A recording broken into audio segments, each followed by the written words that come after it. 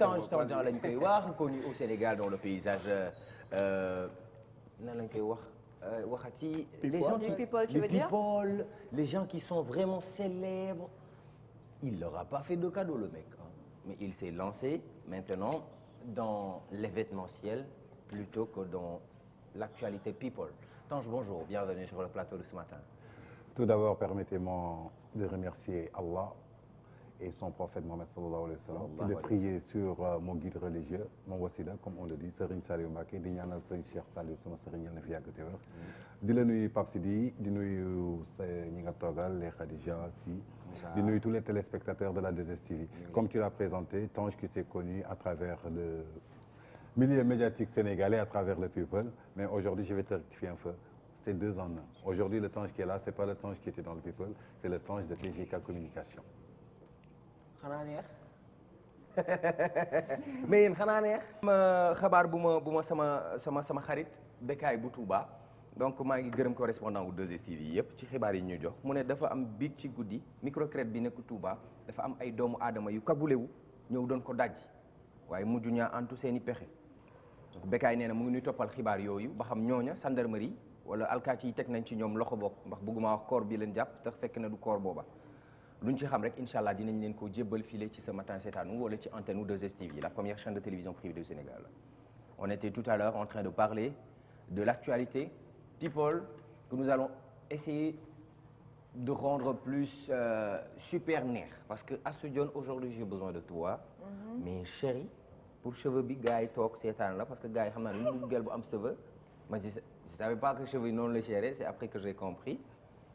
Comment vous vous donnez de la peine et nous on s'en rend pas compte yow Tange mosoon nga xam ne jigéen dañuy jënd ay 600 000 ay greffage te ñun duñ sa bàyyi xel. lijjantiwul loolu man benn affaire ma ci jaaxal je peux pas faire la différence entre un cheveu naturel et un greffage synthétique de 3000 francs pour man karaw la rek quoi. non c'est que bu ngeen tegee pour man personnellement.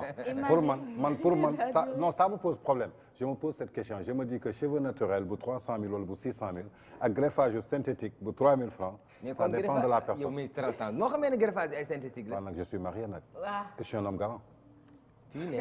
mais sa daam moom instant bi mi ngi mel ndax mi ngi naan bu ma jëndee cheveux 300 000 que sax remarqué différence bi. en fait dina ko xam ni. non man personnellement je peux pas faire la différence je le dis souvent à ma femme quand elle me dit que j'achète ça dama ne lan mooy différence bi man tey soo takkee bu 3000 francs bi je t'aime plus ba takk bu 600 000. yow man personnellement li nga wax ni c'est les politiques de ta poche. non personnellement parce que tey damay gis ku takk greffage yu 600 000 ku takk 3000 francs ku 3000 francs bi dàq rek ma ne ko c'est quoi la différence karaw la. non karaw kay mooy bi nga am ba pare bàyyi ko fi dem di jël ay karaw jàmbur di ko dëppoo ak bi bu ñaata la bu 3000 francs la wala bu 2000. 3000 francs xoolal rek. non damay laajte. xoolal rek si ce xool me suffisait du. non di semi-raide la ça coûte 60 euros. déggal lii déggal expert bi. 60 euros quoi par rouleau bi. dégg expert. 60 euros par rouleau. Il faut combien de rouleaux? 3 au maximum. 3 maximum. Donc si tu as mis. On dépense pour notre tête. Donc 180 euros quoi sur ta tête comme ça. Vous êtes belle là, au moins. au moins. On s'en fout complètement. Pour moi, je suis macho, Tange lui il est galant. Non, c'est pas mon cas. Moi tu fais tes cheveux naturels nga rom ma ni waaye yow teg sa bopp bi nii di gudd naa foofu laa yem ak yow. Momo Seck, le soleil et le corps. Attention, Momo Seck qui va franchir les premiers escaliers, qui va s'asseoir. T'as envie? wax leen ci temps bi.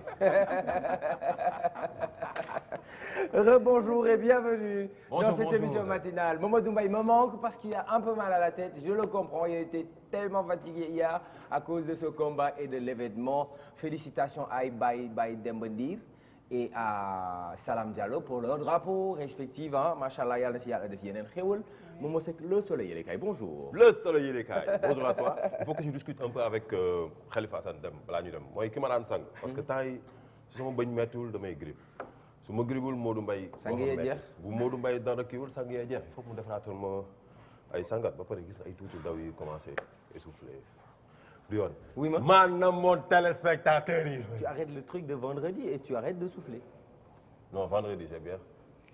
on va faire ça ensemble. yaa namoon téléspectateur yi. maa namoon téléspectateur yi maa leen di nuyu yéen ñëpp ku si nekk sa tur ak sa sant. Je suis très heureux de vous retrouver dans ce matin c'est à nous fii ci 2STV comme ni ma ko doon defee tous les matins temps yi namoon naa leen torop maa ngi doon liggéey nag pour yéen ci biti sur le terrain donc pour ñi doon bind ñi doon laajte Animaux mu ngi daw ma fenn Tange na nga def. maa ngi lay ziar. namu naa la grand. maa la raw. gëj naa la gis. non ñu ngi gisante. waaye Tange gëj naa la gis. non ñu ngi gisante. Arrête ce que tu fais, ça se fait pas. man noppi naa sax Khadija. Assou Dione bonjour à vous. Alors Momo merci beaucoup d'être venu dañuy daal di waxtaanee li nga xam ne moom moo jëm ci wàllu actualité people bi nga xam ne Thioro Mbar Ndiaye moo ñu ko doon defal te on vous annonce que elle est partie pour 15 jours se reposer elle le mérite elle est vraiment fatiguée. Ah, ça. Elle se réveillait chaque jour à 5 heures du matin elle venait tout le temps avant n'importe qui elle faisait le rangement des journaux les photographies elle était vraiment en train de faire un travail remarquable alors elle a mérité ces jours de repos repose-toi ma chérie. Arrête de regarder la télé, arrête d'écouter la radio, ne pense plus à Internet, va te reposer, va dans un village où il n'y a même pas d'électricité, comme ça tu récupères ton côté humain.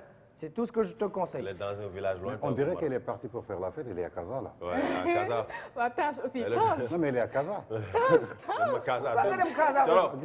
Tange people. Tey donc ci xibaaru people yi ki nga xam ne moo fi doon nekk chaque jour di people nit ñi di leen waxal li ñu def ak li ñu deful Thioro Mbar Ndiaye dafa laajte congé pour noppalu ñu jox ko congé pour noppalu mu nga Casa. lu muy def Casa. Tange nit kenn du ko topp ba mu sës bàyyi ngay def dafa dem noppaliku daal noppaliku. fii lay toog di people daal kon nañ ko people. Casablanca nga dem yow waxoo ñu woon da ngay dem xombol. dëgg di Casa nga yow demoo Casa. demoo xombol Casa nga dem. Merci Moustapha va te retrouver là-bas tu vas voir ce que tu vas voir alors parlons de l'actualité qui va nous intéresser aujourd'hui ceci un événement 2STV Moussa Sène arrête de me disturber c'est un événement 2STV c'est pas moi.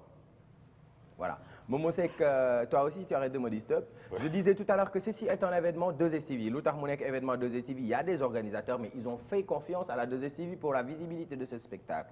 Et quand on y voit de près, c'est non seulement chic, c'est glamour, ça se passe à l'extérieur du pays, mais il y a aussi beaucoup de choses qui gravitent derrière, qui pourraient intéresser les gens. C'est la raison pour laquelle on a décidé de communiquer là-dessus. Moom moo waral ñu invité Tandian mi ñu xamoon ci wàllu people ngir ñu wax ci soirée de gala bi ñuy wax gala chic et glamour 3e édition bi exceptionnelle à Paris le vendredi 14 avril 2017. Alors Tange, la question qu'on a envie de se poser c'est que toi quand on te voit à la télé on a envie d'entendre ce qui se passe entre Wally Maïmouna Aïdara sa femme. Soxna Aïdara. Voilà, c'est comme ça. C'est comme ça. Je savais que tu savais que tu savais pas. Donc, tu en as envie d'entendre ce genre de trucs de people. Mais aujourd'hui, tu vas nous parler d'autre chose. Ce changement est-il dû à quoi lan moo waral changement bi ndax da nga bàyyi affaire people yi parce que defe naa am nga benn site internet boo xam ne toujours mu ngi agir ci people soo fa nekkul ku fa nekk c'est qui l'auteur de ces articles soit on veut pas jouer de la guitare et se frotter les fesses soit on arrête de jouer ou on se frotte les fesses d'abord. Aïcha Tange. Bon, tout d'abord Pape Sidi, comme je te l'avais dit au départ. Aujourd'hui, vous voyez Tange, mais je vous donne le slogan 2 en 1. 2 en 1. ñaar ci benn. C'est 2 styles en une seule personne. Donc, vous parlez de Tange People, je suis fier. Parce qu'aujourd'hui, si on parle de people au Sénégal, je sais que j'ai fait partie des gens qui ont révolutionné le people au Sénégal. Malgré que... Khadija de la Rousse. Non, non, mais nee na nga làkk ko olof. Bof, d'accord. Non, mais ça veut dire que la 2STV est une chaîne de télévision internationale. Vous êtes suivis partout à travers le monde. Ça nous fait plaisir. Comme au départ, vous l'avez dit, c'est la 3e édition. On a travaillé avec pas mal de télévisions au Sénégal. Mais si cette année-ci, on a choisi de choisir la 2STV, c'est pas parce que je suis là, c'est grâce à leur professionnalisme, grâce à leur qualité et grâce à leur expérience. Donc, un grand salut et un grand merci à El Hadj Ndiaye d'abord, à Madame Ndiaye et Abdoul Ndiaye. Donc, je salue ça là. Le projet, c'est Madame Ndiaye qui m'en a parlé. En fait. Voilà. C'est elle qu'on doit remercier. Les autres, ils m'ont pas encore parlé. Non, Abdoul, moi je vais remercier Abdoul. Pourquoi j'ai remercié Abdoul? Parce qu'Abdoul est un frère pour moi. On a grandi ensemble, on est nés tous. Je suis né devant El Hadj Ndiaye. Ah bon? Ouais. Tu n'es pas né à l'hôpital? Je suis né devant lui. Quand je dis ça, ça veut dire que suñu ñaari famille. C'est le terme wolof. suñu ñaari famille benn la. parce que ku ne El Hadj Ndiaye ne Baba Tandian je crois que jeexal nga wax. je comprends donc ñoom ñaar benn lañu donc su yombee ci ñun yaakaar naa ni Abdoul laa koy gërëmee parce que moom laa bokkal génération. donc communiquer ak moom mooy gën a yomb. pour revenir à ta question pourquoi ce changement il y a pas de changement adduna soo ci nekkee da ngay évoluer et Tange est en train d'évoluer. j'ai commencé avec quelque chose muy benn concept mooy li may wax rek métier boo gis garab la garab bi nag dafa am ay branches kii dafay jël people kii jël culture kii jël politique kii jël économique kii jël santé ñëpp suñu jëlandoo leen ça devient monotone donc xool naa ni am na loo xamante ni kenn jëlu ko woon et comme je suis une personne boo xamante ni je suis entreprenante donc j'innove je crée ma ne ko damay jëli people mais people bi may jëli du ma ko jëlee Sénégal damay dem jëli people anglais yi dem jëli people français yi indil ko sénégalais yi parce que xam naa ne su ma leen ko indilee ça va créer du bruit parce que seen culture eggogu fa donc loolu laa ci bëggoon te ba ma ko defee Dieu merci j'ai réussi dans la vie il faut être objectif maanaam mooy lan course de marathon la damay jógee fii pour dem fii l'importance naa egg c'est pas d'être premier ni deuxième tout simplement ba ma jógee ci loolu nag fréquenté naa milieu bi Dieu m'a donné la chance quand même de voyager partout à travers le monde je me suis dit que voyage boobu may def defuma ko pour touriste dama ko def pour jàng expérience boobu bu ma jàng j'ai eu la chance de côtoyer de grandes compagnies yoo xamante ne ci événementiel la ñuy yëngu ci ma am benn carnet d'adresse bu baax ma ne pourquoi pas du ma développer beneen structure maanaam mooy lan TGK communication c'est une société de marketing de communication et de promotion TGK signifie quoi TGK communication loolu secret la bàyyil noonu rek c'est trois noms tax may def télé pour yow. c'est trois noms qui sont dedans. Pourquoi tu es journaliste? Non, mais je te pose une question pour avoir l'exclusivité. TGK. Tange. Tandian. non nañ bàyyi noonu rek ñetti mbir la daal peut-être sama tur la sama turu doom sama turu jabar sama turu yaay sama turu papa peut-être. mais c'est ta structure. voilà c'est ma structure personnelle. man maa ko moom maa ko créé avec tout. bi mu ko créé di def marketing relations publiques événementielles donc si tu regardes pendant 2 ans maa ngi participé ci EPUB New York bi donc il y a plus de 3000 promoteurs producteurs journalistes culturels à travers le monde di xool naka laay développer la culture sénégalaise di wut ay contacts di yóbbu ay artistes des trucs comme ça je travaille aussi dans la communication de pas mal d'artistes que ce soit Pape Diouf que ce soit Wally Seck Viviane Coumba Gawlo Baba Maal Titi tout le monde maa ngi liggéey ak ñoom donc ce que je cherche maanaam mooy jaay leen wane leen benn promotion communicationnelle boo xamante ne dafay permettre seen visibilité donc loolu moo tax ma teg sa TGK communication di ci yëngu donc comme communication lay liggéey moo waral tey événement bi am man la ceeg M Events M Events muy benn sénégalaise aussi boo xamante ni elle est sénégalaise basée à Paris nekk foofu moom it di def événementiel donc pourquoi pas moom muy sénégalaise man ma nekk fii donc ñu boole suñu ñaari affaires yi pour am doole. D'accord maintenant gala bi c'est quoi en fait parce que déjà le nom chic et glamour on s'attend à ce que ça soit quelque chose de sophistiqué. Voilà. Donc nga ñëwaat ñu gën ñoo expliquer lan mooy gala. D'accord parce que gala bi mooy 3e édition bi. 3e édition bi pourquoi ñu ne la un gala chic et glamour c'est pour fêter l'indépendance du Sénégal à Paris. On s'est trouvé que Nigériens yi ak Ivoiriens yi ñoo doon organiser les galas les plus chics à Paris parce que ñun suñu demoon Paris concert la ñuy def Wally Seck Pape Diouf ñu dem Doc Eiffel wala Doc Pullman sénégalais yi fa nekk mënuñu ñëw Sénégal pour di leen seetaan si ay Vogue ay Baramundi ay Blowi ay Saraba ñu permettre leen ñoom ñu dajee fa mu doon benn affaire boo xamante ni fiesta rek lay doon ku nekk dem seen yoon ñun ñu toog ñu ne mais pourquoi pas on peut pas développer parce qu'il y a des cadres il y a des intellectuels sénégalais il y a des professeurs d'université qui sont à Paris et parfois ils ont envie de sortir mais ils savent pas là où aller donc c'est sur ces images qu'on est en train voilà donc si vous regardez les images que vous voyez ici donc on s'est dit que ñun on va organiser une soirée de gala parce qu'on est des Sénégalais on ose en plein cœur de Paris donc ñu dem ba le pavillon Le Doyen ça veut dire que mu nekk en France Jardin Élysée on va organiser là-bas une soirée de gala chic et glamour maanaam on va mélanger le chic et le glamour en même temps vendre la destination du Sénégal à l'international naka la ñuy jaayee la destination du Sénégal à l'international on a une bonne carnet d'adresses il y a des opérateurs économiques qu'on connaisse au niveau international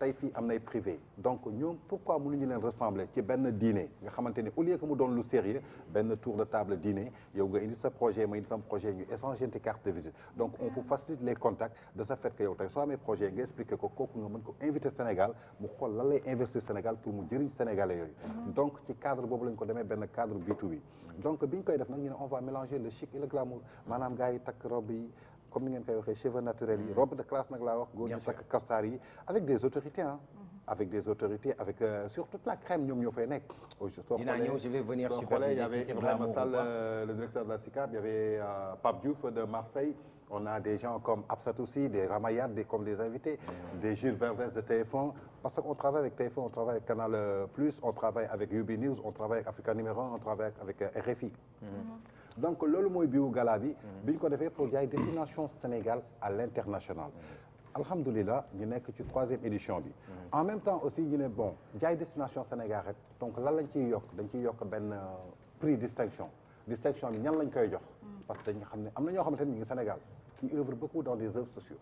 maanaam di dimbale nit ñi duñu woo presse duñu woo Pape Sidi duñu woo Corombaar Ndiaye publier ma lii revue de presse ma lii dañ koy def te yàlla rek tax parce que yàlla may na leen doole jóg yàlla nag moo ne nit ku def lu baax war nga ko ne merci ndaxte nit ki soo ko ne woon may ma ndox sax su paree war nga ko wax merci ñu ne ñooñu mais kan moo leen di wax merci pourquoi pas duñ jël benn distinction ñu tuddee ko le prix Malaw pourquoi Malaw on l'a initié avec Lat Dior muy fidélité fas la boo xamante ni dafa fidèloon ak Lat Dior donc on appelle ça au prix Malaw soo ñëwee nag ñu tànn ci ay nit dañ ciy tànn ci culture dañ ciy tànn ci politique dañ ciy tànn ci la l'année passée on avait choisi Coumba Gawlo Seck dans la musique on avait choisi Bathily Roussène l'ambassadeur du Sénégal à Paris on avait choisi madame Diouma Dieng Diakhaté ku nekk xam na icône la tey ci mode on avait choisi Ibrahima Sall et pour cette année-ci aussi on a choisi Baba Maal ku nekk xam na Baba Maal lu muy def ci social on a choisi qui encore on a choisi Mariama Sarr ministre de la culture et de la femme mooy sa mbokk waa Kaolack bi on a choisi qui encore Khalidou Fadiga ku nekk xam na Khalidou Fadiga am na lu mu defal sénégalais ci sport te tey consultant la partout ñu jël aussi la directrice de l'hôpital de Diamniadio muy Fatou Mbaye Sarr ku nekk xam ne ko lu muy liggéeyal pour xale yi donc ñi jël ñooñu pour nommer leen jël Amadou Samba Kane directeur u LONASE ku nekk soo demee Amady Unaare gis nga li mu fay def te mosoo gis RTS génnee ko mosoo gis site internet génnee ko te pourtant am na xaalis pour fay leen pour ñu génnee ko donc ñu ne ñooñu ñu sargal leen ci bés boobu yëkkati benn prix jox leen ko juste pour leur dire merci pour encourager ñeneen pour ñu dem il va changer le mec le people man qui te faisait peur quand il parlait à la télé il a changé il parle bien maintenant. non wax na la benn affaire ne la moom il a plusieurs casquettes il est polyvalent. Moi ce que je voudrais te demander j'ai peur d'une chose gala bi c'est vrai que ça s'appelle Chic and Glamour ñu ngi gis ay Ramayad Gilles Verdès Pape Diouf OM mais ils sont choisis au niveau des gens mais vraiment select quoi alors est-ce que un petit Sénégalais comme moi qui vit à Paris qui bu nekk Sarcelles wala benn quartier bu paumé bu am envie dem soirée Chic and Glamour est-ce que dina am moyen dem ci soirée boobu parce que je pense que ñun ñoo ko nar a feesal. Momo déjà pour dire Sénégalais il y a pas un petit Sénégalais quand tu es Sénégalais tu es complet tu es grand. Super voilà non, y a des donc Sénégalais non qui sont timbrés, quand tu es Sénégalais tu es grand ça veut dire que tey ça ku mu neex mën na ñëw ci gala bi parce que c'est un gala boo xamante ni c'est limité c'est 250 personnes lay jël non on fait pas plus il y a 250 personnes on fait la publicité si tu fais ta réservation avant et tu seras donc la fourchette des prix doit être élevée. Comment? La fourchette des prix. Mais c'est 100 euros. L'entrée 100 euros. 100 donc, euros oui. Ah damay dem. 100 euros c'est combien? En tout C'est cas 65 000. Non mais attends Momo 100 euros c'est 65 000. Ouais. On a assisté à la soirée des corridors qui s'est passée à 250 000 francs le samedi passé ici à Dakar. Ouais, c'était sélectif aussi hein, Voilà. il faut Donc, le dire. non quand on paye 250 000 à Dakar on peut payer 65 000 quand même à Paris. xam nga tey Paris ku lay may nit fii Sénégal nit mën na la may 1000 francs. mais fële ni su lay may 10 euros la lay commencé may 10 euros c'est 6 500. parce que plateau ceebu jën bi nga fay lekk yaa ngi koy jëndee 12 euros ça fait plus de 8 000 francs fii yaa ngi koy jëndee 700 francs. Donc c'est ouvert à tout le monde képp kuy sénégalais rek mën nga ñëw découvrir ça veut dire que ñun on n'a pas de distraction lenn moo ñu ñor on est des patriotes sénégalais on travaille pour notre Sénégal et c'est un événement financé à fonds propres kenn dimbalewuñu ci kenn joxuñu ci ñaar dërëm ñun ñoo koy defal ko uniquement pour le Sénégal parce que Mati bi ma lay wax muy Mati Diakhaté qui est à Paris Mati Evans dafa jàng di def ay salons yu dul jeex mais ñun dañuy toog en certain moment dañu naan lan la ñu mën defal suñu Sénégal parce que on voyage en Europe mais parfois am na benn image bu ñuy jox ñun du ñu neex tey suñu neexoon ñu dem toogi Europe toog foofu di def moodu vacances su jotee ñu dajale suñu 3000 euros 1500 euros ñëw nax leen dugg ci boîte yi loué ay oto kërti ngeen foog ñu ñoo ci nekk loué appartement boobu c'est pas ça le visage du Sénégal visage bi maanaam mooy leen da ngay dem xooli nga indi pour liggéeyal sa réew ñun Sénégal moo ñu ñor kenn musuñu jox ñaar dërëm musuñu liggéey ci benn gouvernement lépp lu ñu am ba tey jii ñun ñoo ko defal suñu bopp ay self made lañu ñun ñooy gëñal suñu bopp donc lan la ñu war defal suñu pays donc yàlla suñu mayee chance ñuy voyager dañuy xool yan ouverture la ñuy def expérience bi may jëlee ci biti moom laay indiwaat fii moo tax ngeen naan temps changé na et je préfère que demain di nga ko def Khadija dina ko def keneen def ko su ko defee comme on dit que le développement de notre pays repose sur la jeunesse ëllëg ñu am lu ñu bàyyil suñuy rak ak suñuy doom pour ñu mën ko continuer. On se donne rendez-vous à Paris Inch'Allah. Moi je viendrai pour superviser parce que Awa ira à Paris pour la couverture de l'événement. En tout cas la 2STV est invitée vous êtes nos partenaires officiels. Invité, c'est notre événement. Ravi. Donc je donne tout le monde rendez-vous le 14 avril au pavillon Le Doyen qui se trouve en face le jardin de l'Élysée pour fêter l'indépendance du Sénégal à Paris avec notre gala gala chic et glamour. Voilà. Et vous allez découvrir beaucoup de services parce qu'il y aura Woz Khali, il y aura Viviane, il y aura des artistes français, des artistes belges, des artistes suisses. Il y aura aussi le carnaval brésilien. Comment? Sur l'affiche Pape Diouf, Viviane. Non, il y a Viviane du Sénégal qui va présenter. Il y a Babacar Seck qui va présenter le plateau du Sénégal. Il y aura le Congo, il y aura la Côte d'Ivoire, il y aura le Mali. Ah, il y aura donc pays, il y aura toute la diaspora, une multitude de cultures qui sera diversifiée. C'est pour l'Afrique. C'est pour l'Afrique. Finalement, c'est le Sénégal qui fête son indépendance pour l'Afrique. Voilà. Et donc, avant de partir, je voudrais lancer un appel. Ça veut dire que ce gars-là, on le lance. Donc, c'est pour le Sénégal. Nous lançons un appel solennel à son Excellence, Monsieur le Président de la République du Sénégal, Macky Sall. Nous, on travaille pour vendre la destination du Sénégal. Donc, de grâce, venez aider ces genres d'événements et ces genres de projets. Mais quand même 250 personnes, c'est pas... Mais 250 personnes, c'est pas beaucoup. Mais la salle déjà qu'on a louée au pavillon Le Doyen, tu sais, ça nous coûte combien? Ça nous coûte plus de 20 millions de francs CFA. Uniquement la salle. Le repas n'est pas venu. Et tu connais à Paris comment on travaille là-bas. Ah. Tu paies des taxes, tu paies des impôts, tu paies la sécurité, tu paies l'assurance de 250 personnes avant de rentrer dans la salle. Parce que tey nga jógee sa kër di ñëw ci soirée bi ci buntu soirée bi nit su yëkkati woon loxoom su la neexee daf lay fay parce que moo la gaañ ñun ñoo la war a assurer sa sécurité. Donc événement yu mel noonu état du Sénégal daf ci war a jàpp sponsors yi dañ ci war a jàpp. parce que xaalis bi suñu paree ñun soxlawuñu ko mooy li ma la fàttee wax sànq. parce que niveau sponsor foo leen ci toll sax d'ailleurs. Comment? Bon, on a les sponsors, ils te promettent après du ñëw, mais il y a quelques de bonne volonté qui nous ont soutenus quand même. Quelqu'un que je vais citer, ku mel ni Eliman Lam, première édition bañ koy def dañu toog wax ko projet bi mu ne bëgguma ci siiw bëgguma ci dara mais j'accompagnerai des jeunes Sénégalais qui partiront. Ku mel ni Masek Thiam fondation Kër Rassour mi ngi ciy jàpp ku mel ni Ibrahima Sall DG SICAP mi ngi ciy jàpp Amadou Samba Kane DG LONASE mi ngi ciy jàpp mais c'est peu. Nous, on va à la destination du Sénégal parce que suñu paree recette yi la moitié financera l'événement l'autre moitié dañ koy jël def ko dans des œuvres sociaux dañuy collecter ay yére am na ay xale yoo xamante ni ñu ngi ci ay villages soxla nañ ko. Il y a des enfants de la rue soxla nañ ko dañuy collecter ay conteneurs indi ko pour jox leen ko en plus dañu rencontre que actuellement au Sénégal il y a plus de bibliothèques dans les écoles te bu njëkk dafa doon am ay bibliothèques nga dem foofu di jël livre di lire moo tax léegi suñu français demeewul noonu. On a prévu d'acheter des manuels scolaires. indi ko jox ko école sénégalais yi de ce fait que élève bu nekk de ce fait que 100 francs ngay louer benn livre pendant une semaine nga delloo ko su année bi jeexee ñu xool 100 francs yooyu ñaata la jur ñu jël xaalis boobu tabax benn salle de classe ci biir école bi pour désencombrer les classes parce que 80 personnes ci benn classe c'est trop. Merci beaucoup donc élèves yi ci boppam la ñuy jàngal pour ñu tabax seen propre classe. loolu mooy Tange, merci beaucoup. Donc c'est le temps ça a été un plaisir. C'est le temps qui m'a coincé. J'aurais bien aimé te laisser développer sur la chose. Mais en ce qui concerne la suivi de cet événement, on sera ensemble à Paris pour les événements, sur les caméras de la 2STV. Après, on fera de telle sorte que pour les moments où vous allez faire les remises de prix aux enfants de la rue, aux villages et pour les bibliothèques, qu'on soit présent aussi pour montrer ça aux Sénégalais. Merci quand même d'être venu. Merci beaucoup. Vous êtes notre partenaire officiel et ce sera à vie. Inch'Allah. Ça fait plaisir. Alors, Tange, que nous remercions, qui était venu pour nous parler de cette soirée chic et glamour qui aura lieu à Paris, Inch'Allah, le 14 avril.